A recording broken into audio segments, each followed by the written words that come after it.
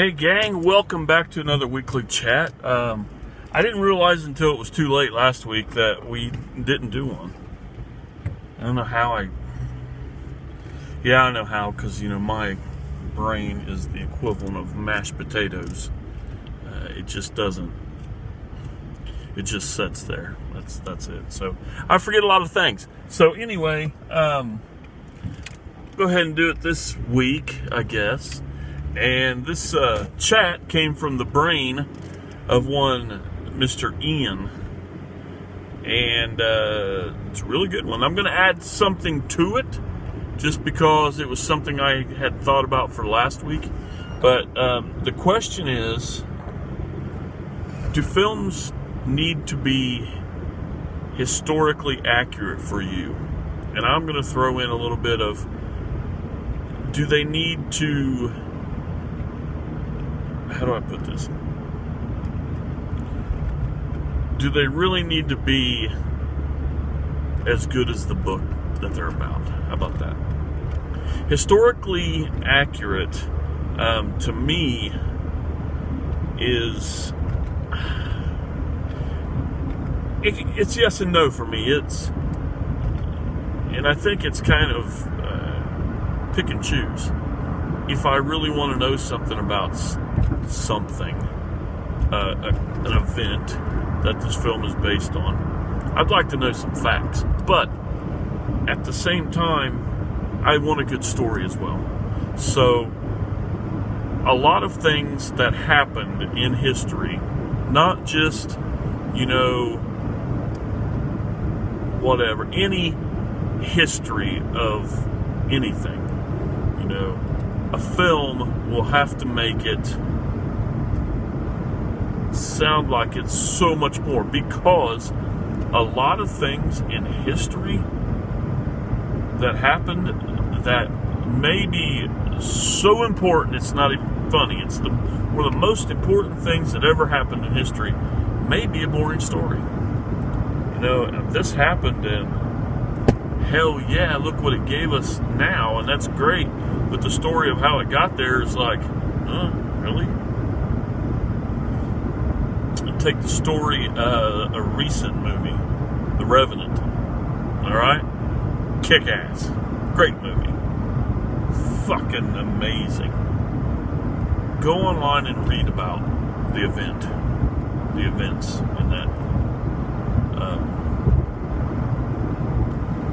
in that little chunk of history. Not even close to as exciting, but they have to sell it to the audience. Most war films, are not. They need to, like, a battle of this, a battle of that, they make it. And then there are some that do their best to try to make it historically accurate, and I applaud them, and I like those films too. But I do have respect for people that are making a story about a certain part of history that have to add more to it, because, if not, we're just going to have a boring film about a very important part in history. And a lot of times you can go online, which I do a lot. If I watch something and it's a film about something historical, I like to follow it up with a documentary. You're going to get what you need out of that documentary. Enjoy the film. And you have stuff like that's nowhere near historically accurate, from what I know and have read and stuff like that, like Braveheart. But if you go watch documentaries and you read up on it, you'll get that what happened. You won't get Mel Gibson's version of it that was kick-ass and rocked, made tons of money, and still to this day is an amazing film. Sometimes you just have to do, what it is. Not every film can be, Spielberg, who attempts to do as close as he can get, with great films. And sometimes you watch these films and you're wishing that history actually was that cool when it happened. So And in some of the films, they add so much action and suspense and all this stuff to the film because they have so much filler. Like, oh, what's the new Eastwood film? The 1513 to Paris or 1372 to Paris or whatever the fuck it is.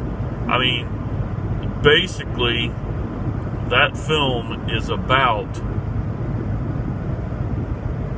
15 minutes of stuff and an hour and something of them touring Europe. Okay? It has the actors that were actually there, but it doesn't have what actually happened. I guess it comes as close as it can, but you have to put that filler in there. Because if we do a story about these guys getting on that train and doing that, it's not going to last. You have to have all that filler, which that film right there, I got to say, was totally too much traveling Europe. By the time these guys got on this train, I just wanted them to get to their destination. I didn't care what happened at this point. Just get there. Go to sleep, wake up in your town. Okay? But as far as books go, it's the same thing with me. I don't read as much as I used to. I'm at the age now where as soon as I open a book and read 2 pages, I'm asleep. I've been trying to read the same Alien novel for 2 years. It's not the movie novel, it's a series that the guy wrote. He wrote 3 books, and I'm halfway through the first book because reading's just, I don't know, whatever it is. As soon as I sit down and start reading the book, boom, I'm out. And I used to read everything. When I was in high school, and especially when I was in the Army, I read everything. And I'll even tell you a funny story. Well, let's talk about this accuracy first. No, I don't need a film to be just like the book. If I want that, I'll read the book, okay? And if I've read the book and it disappoints me, then it upsets me, you know? I read this book and I'm like all jazzed, like, hell, that was fucking awesome. And then I watch the movie and I'm like, what? One movie was Saved by Steven Spielberg.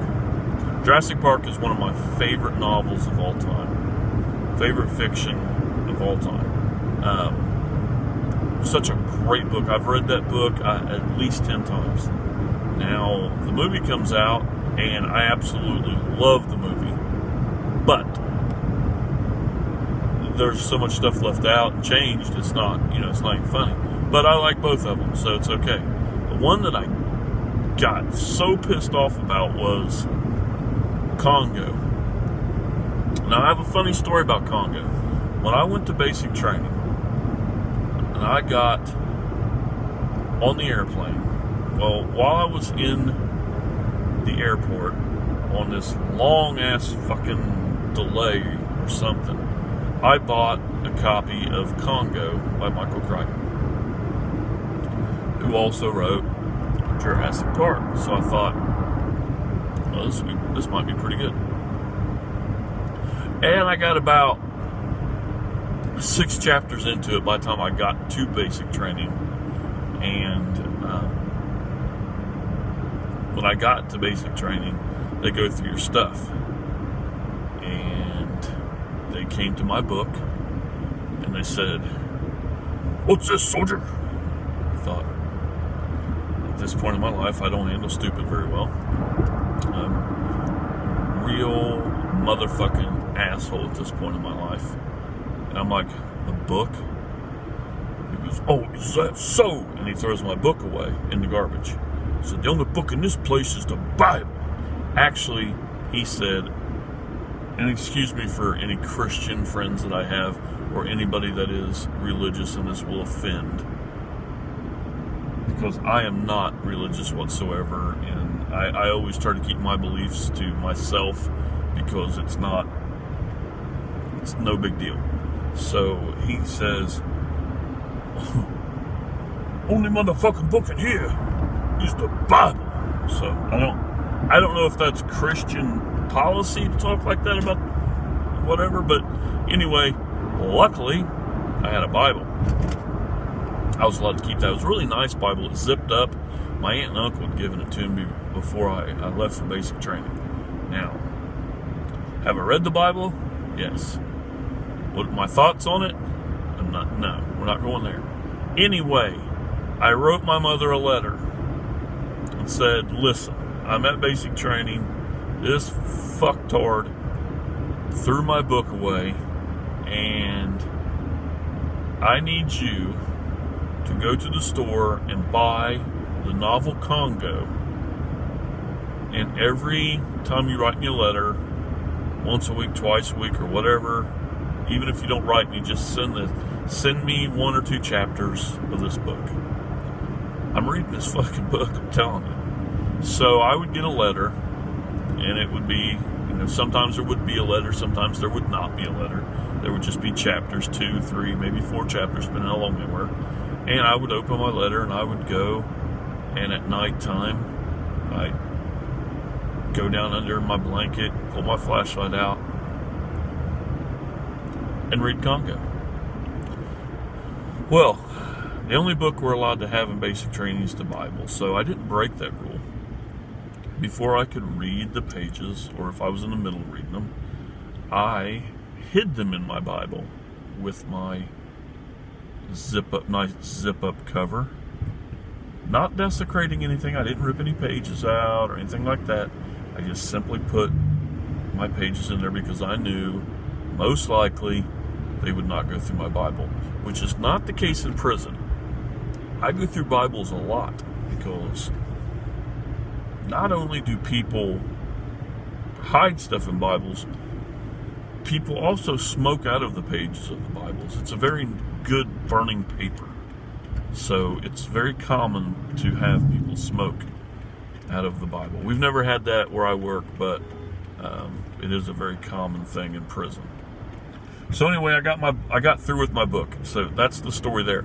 But Congo is my go-to story with reading the book, absolutely loving the book, and having one of those what in the fuck moments watching that piece of shit movie. So, do they need to be like the movie? Not most of the time, but you really don't need to you should try. You might not have the money to make it like that. It might be impossible to make it like that. But how about we put a little effort into it? But most of the time, no, it doesn't have to be historically accurate. No, it doesn't have to be accurate as the book. They never are. So it doesn't really matter. So that's my take on it, and that's my question to you. Do your films need to be historically accurate for you to enjoy them and truly enjoy them? And what about books, films based on books? What are your thoughts on those? And if you got any stories, that'd be nice too. So anyway, thanks for watching, guys. I really appreciate it. And game over.